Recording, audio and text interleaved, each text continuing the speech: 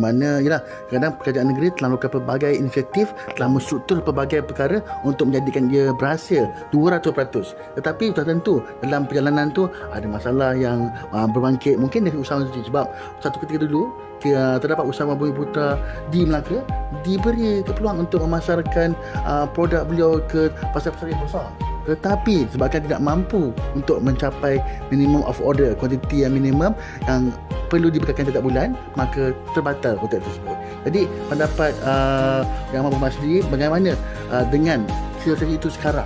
Adakah usahawan sekarang di 2020 mampu untuk mencapai apa yang dia lagi sasarkan? Dia sebenarnya di peringkat kerajaan memang kita sentiasa berusaha memastikan usahawan itu sentiasa berjaya. Itu sebab kalau kita tengok dalam kadang-kadang kita menyebut bahawa kita menghasilkan produk, antara cabaran kita adalah untuk memasarkan produk. Tetapi kita sebenarnya di peringkat kerajaan, kalau kita tengok bila kita nak memasarkan di peringkat antarabangsa, dia bukan lagi isu pemasaran, dia adalah isu apakah kita ada kemampuan untuk melaksanakan yang tadi disebut.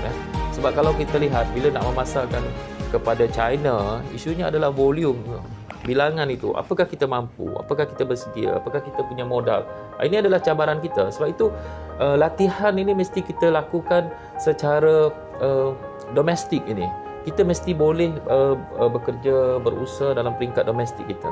Macam tadi disebut, memang kita tak nafikan bahawa bila kita menghasilkan sesuatu produk atau sesuatu perkhidmatan itu, kita mesti mempunyai satu disiplin di mana kita bukan sahaja sudah dapat memenuhi kehendak pelanggan kita, tapi dalam masa yang sama kita mesti meningkatkan juga prestasi kita. Sebab itu dalam menjaga strategi kita adalah antaranya adalah memastikan prestasinya tadi. Bila kita membuat contohnya macam tadi usahawan-usahawan asnaf, kita mesti memastikan bahawa mereka mesti mengeluarkan produk. Kalau satu hari katakan 1000 produk, mesti mereka keluarkan dalam bentuk yang begitu. Itu adalah prestasi. Mereka tidak boleh kurang, mereka tidak boleh makin lama makin mengecil dalam sistem itu.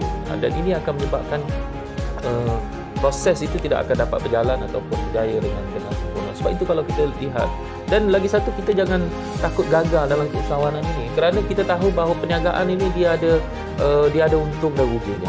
Jadi sebab itu keusahawanan ini adalah usaha yang berterusan. Hari ini kalau kita lihat syarikat-syarikat besar, banyak yang tidak ada dulu kita kenal mungkin 10 tahun, hari ini sudah tidak ada lagi. Tetapi ada datang syarikat-syarikat baru yang mempunyai idea-idea baru. Itu sebab dalam strategi keusahawanan, inovasi itu penting. Kita jangan merasakan bahawa produk kita boleh kekal dalam tempoh 10-15 tahun. Kadang-kadang setengah-setengah produk itu sudah tidak ada, macam kita lihat hari ini. Kodak pun sudah tidak ada, orang tidak pakai kodak lagi. Jadi bisnes itu sudah tidak berfungsi.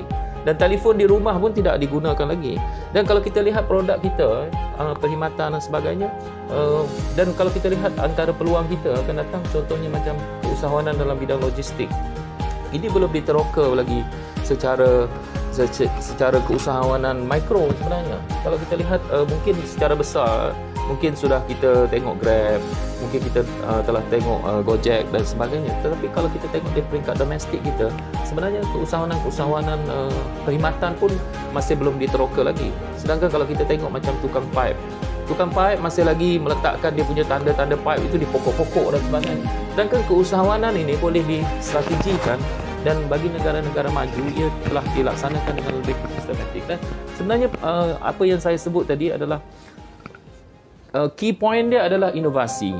Dalam keusahawanan kita mesti mempunyai satu inovasi di mana kita tidak boleh memikirkan keselesaan kita dah ada produk dan kita yakin produk kita itu akan kekal.